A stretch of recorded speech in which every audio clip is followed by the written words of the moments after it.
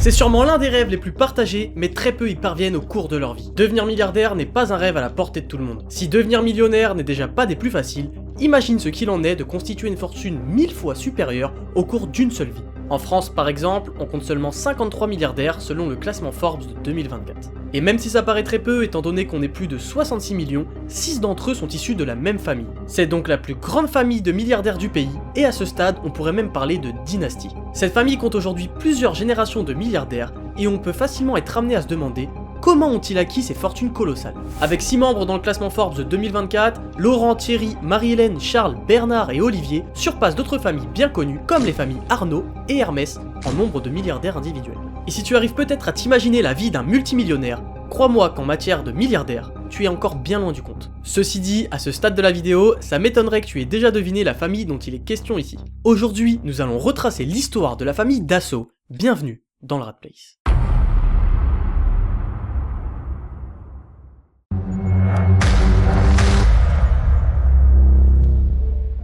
Mais la famille Dassault, c'est qui exactement et comment en sont-ils arrivés là? On remonte alors jusqu'en 1929, lorsque Marcel Dassault, à l'origine Marcel Bloch, mais nous y reviendrons, un ingénieur en aéronautique, fonde la société Dassault Aviation sous le nom de la Société des avions de Marcel Bloch. Ok d'accord, le nom n'est pas très original, mais il faut savoir qu'à ce moment-là, Marcel a déjà sa petite notoriété. Bref, la société produit son premier avion dès 1930, Marcel consolide ainsi sa carrière pendant la période pré-seconde guerre mondiale et l'ère de l'aviation à réaction, avec des avions réussis, tels que le Mirage 3, le Mirage 4 ou encore les modèles Falcon. Des modèles qui sont très vite devenus des symboles d'excellence de l'aviation française. Sa société devient donc très vite l'un des leaders mondiaux de l'aéronautique. Pendant la Seconde Guerre mondiale, Marcel refuse de collaborer avec les nazis sous l'occupation, ce qui lui vaudra un petit séjour en camp de concentration. À l'issue de la Seconde Guerre mondiale, Marcel change son nom Bloch pour Dassault et le nom de sa société pour Dassault Aviation. Ceci premièrement pour échapper au passé et deuxièmement pour rendre hommage à son frère. Celui-ci ayant servi au sein de la résistance sous le nom de code Dassault. En 1981, Dassault Systèmes, une filiale du groupe Dassault,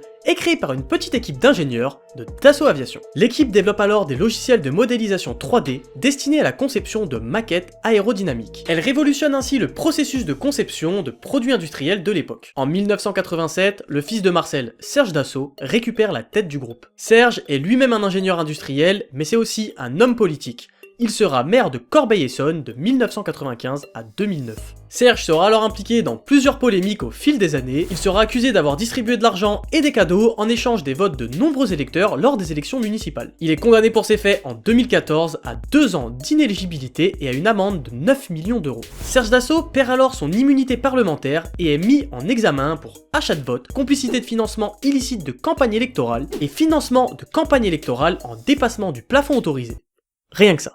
L'enquête porte principalement sur les conditions de son élection à la mairie de Corbeil-Essonnes en 2008 ainsi que sur celle de son successeur. Le tribunal reproche à Serge Dassault d'avoir orchestré un système d'achat de voix dans les quartiers populaires de la ville avec l'argent du groupe Dassault sous couvert de dons caritatifs. Ouais, encore un milliardaire impliqué dans des détournements de fonds en vue d'accroître son pouvoir. Ça change. Si ce genre d'histoire te plaît, n'hésite pas à aller voir ma vidéo sur l'iceberg des milliardaires les plus malsains, c'est disponible sur ma chaîne. Ceci dit, continuons avec notre histoire. Serge décède en 2018 à l'âge de 93 ans et sa fortune est alors naturellement scindée en 4 parts égales pour ses enfants. Olivier, Laurent, Thierry et Marie-Hélène. Les 3 derniers sont classés 11e, 12e et 13e milliardaires français, avec chacun une fortune estimée à 8,7 milliards d'euros. Olivier est quant à lui malheureusement décédé en 2021, léguant sa fortune à ses 2 premiers enfants, Hélène et Rémi, et à sa seconde épouse, Natacha. Ils font également tous les 3 parties du classement Forbes, respectivement à la 37e, 38e et 36e place, avec chacun une fortune de 2,3 milliards d'euros.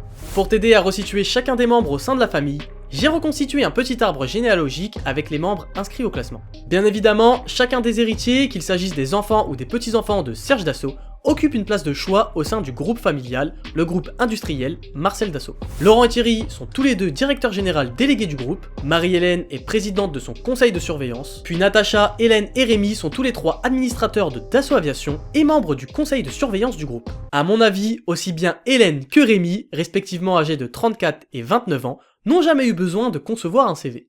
Aujourd'hui, le groupe Dassault détient entre autres 24% de la société Thales, un géant de l'aéronautique militaire, et 59% d'Immobilier Dassault, une société foncière spécialisée dans la détention et la gestion d'actifs immobiliers. Le groupe aurait également des parts au sein du Figaro, acquis en 1975 par Marcel, et posséderait un vignoble à Saint-Émilion. Le vignoble s'étend sur près de 50 hectares et comprend plusieurs domaines, dont le château d'Assaut, le château Faury-de-Souchard et le château Lafleur. Et plus récemment, en février 2023, la famille Dassault acquiert 5% des parts de Rothschild & Co. Elle participe ainsi à son retrait de la bourse avec les familles Peugeot et Wertheimer, propriétaires du groupe Chanel. Maintenant que tu peux te faire une idée de la taille de leur empire, voyons les prémices de sa naissance.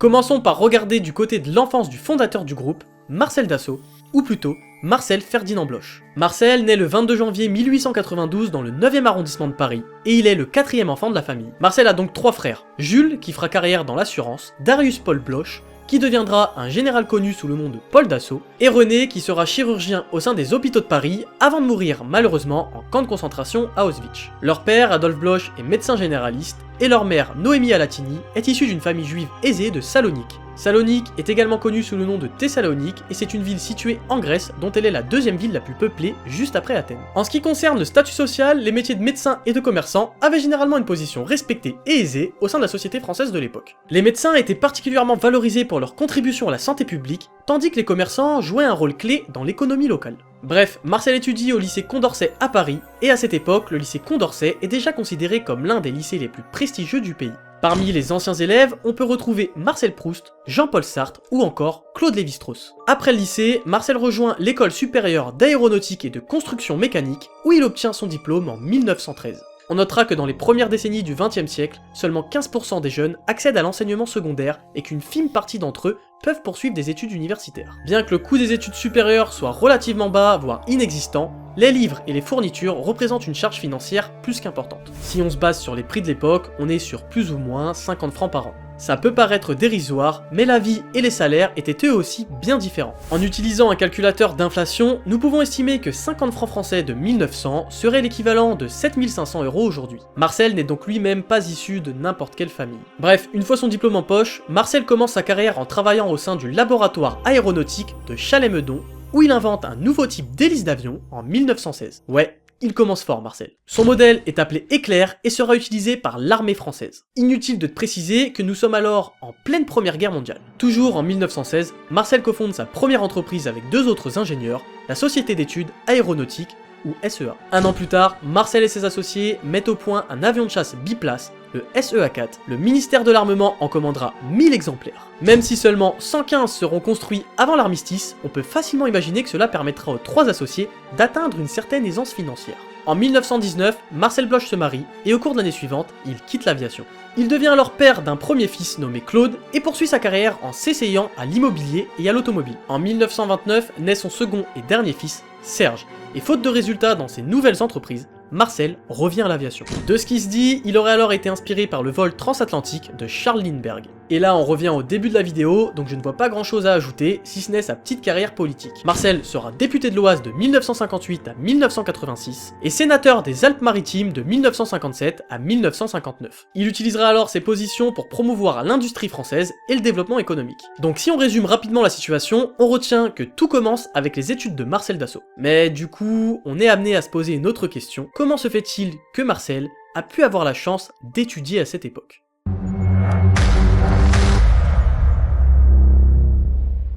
Adolphe Bloch, le père de Marcel, exerçait comme médecin généraliste à Paris, ce qui lui permettait de fournir une certaine éducation à ses enfants. Médecin était, déjà à cette époque, une profession difficile d'accès. Voyons donc ce que l'on peut trouver comme information si on remonte sur quelques générations en arrière. L'un des ancêtres aurait-il fait la différence avant Marcel ? Oui, je suis un fou, je suis remonté sur plus de 4 générations en arrière, mais rassure-toi, je vais te faire un débrief.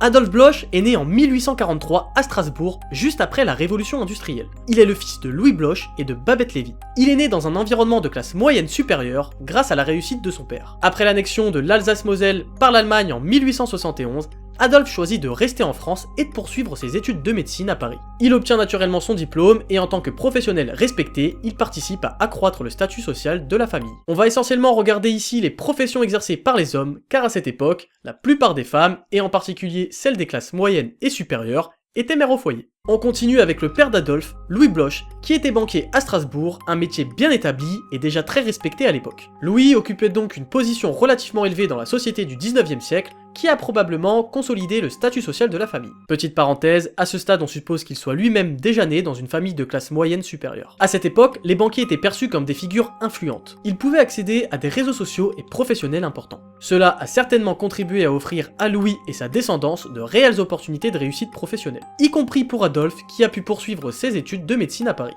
Creusons un peu plus loin.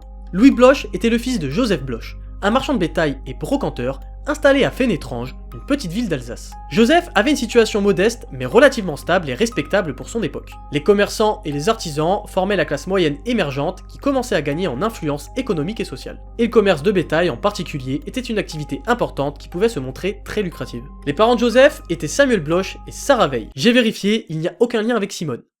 Samuel était boucher, Joseph était l'un de ses 8 enfants, et la famille vivait en Alsace. Samuel était lui-même le fils de Michel Bloch-Marsal, le plus vieil ancêtre de la famille Dassault dont j'ai pu retrouver l'existence. Et Michel était un négociant de Metz qui a probablement rejoint la classe moyenne supérieure de son propre chef en développant son commerce. Michel faisait a priori partie de ceux qui pouvaient investir et participer activement à l'économie locale, lui conférant ainsi une certaine influence et un confort de vie. Le commerce de marchandises au XVIIe siècle était un secteur crucial pour l'économie, permettant à ceux qui réussissent de s'enrichir et de gagner en influence. Les commerçants bien établis comme Michel avaient souvent accès à des réseaux de contacts et de partenaires commerciaux, ce qui facilitait la croissance de leurs activités et leur permettait de s'intégrer progressivement dans la classe moyenne supérieure. La famille Bloch est donc bien établie dans le commerce depuis de nombreuses générations. Et si tu te poses la question, du côté de Babette Lévy, la grand-mère de Marcel, toujours côté paternel, on retrouve aussi une famille très impliquée dans le commerce. Et comme je suis perfectionniste, j'ai aussi été voir du côté de la mère de Marcel. Noémie Alatini est née le 10 juin 1860 à Thessalonique, en Grèce. Elle est issue d'une famille aisée et influente de commerçants et d'industriels de la ville. En 1878, elle épouse Adolphe Bloch à Marseille, avec qui elle élève ses enfants dans un environnement privilégié. Noémie est la fille de Darius Alatini, un homme d'affaires influent de Salonique, impliqué dans diverses entreprises et faisant partie de la classe moyenne supérieure. La famille a commencé à s'établir à Marseille vers 1860, une migration qui s'est produite dans le cadre de leurs activités internationales. Darius a été négociant avant de devenir banquier à Marseille en fondant la banque Alatini en 1886. Il faut dire que Marius était le fils de Moïse Alatini, lui-même homme d'affaires de Salonique, considéré comme la troisième fortune de l'Empire ottoman. Pour la petite anecdote, Moïse était un proche de la famille Rothschild, et autant dire que les deux familles disposaient déjà d'une certaine fortune. Moïse disposait déjà d'un diplôme de médecine, obtenu à l'université de Pise, mais il n'a jamais exercé comme médecin, ayant dû reprendre l'affaire familiale après la mort de son père. Moïse Alatini était marié à Rosina Mortera. Ensemble, ils ont contribué de manière significative à l'essor industriel et éducatif de Salonique. Moïse a également contribué à la création d'établissements éducatifs, dont l'école Lippmann en 1856, avec l'aide financière des Rothschild, et l'école italienne fondée par son beau-frère grâce à une donation du Royaume d'Italie. Sacré réseau familial, Marcel. Moïse était lui-même le fils de Lazare Alatini, un entrepreneur originaire d'Italie, de Livourne précisément. Il a immigré à Salonique pour fonder une dynastie prospère avec sa femme Anna Morpurgo. Lazare est impliqué dans diverses entreprises telles que les industries d'alcool, de tabac ou encore de briqueterie. Et non, il ne s'agit pas de la création de briquets, mais d'une activité consistant à produire des briques de construction. La femme de Lazare, Anna Morpurgo, est elle-même issue d'une famille juive austro-italienne, connue pour avoir fourni de nombreux rabbins brillants et parlementaires. Des rabbins qui ont contribué de manière significative à la religion juive d'Italie. Lazare Alatini a donc développé des entreprises prospères à Salonique. Il est probable qu'il ait atteint la classe supérieure grâce à ses succès dans le commerce et l'industrie. La famille Alatini a donc bâti sa fortune dans divers secteurs, ce qui leur a permis de devenir l'une des familles les plus riches de l'Empire ottoman. Des origines familiales aussi bien maternelles que paternelles qui ont joué un rôle crucial dans la possibilité pour Marcel et ses descendants d'intégrer le cercle très fermé des milliardaires. Un enchaînement de réussites professionnelles qui a jeté les bases de la prospérité familiale qui perdure encore aujourd'hui. J'espère vraiment que la vidéo t'a plu, si c'est le cas, n'hésite pas à mettre un like. Je te remercie de l'avoir regardé jusqu'au bout, si tu es encore là, je t'invite à mettre Génération en commentaire, et n'oublie pas, la chance sourit aux audacieux. C'était Maxime, bisous Mora.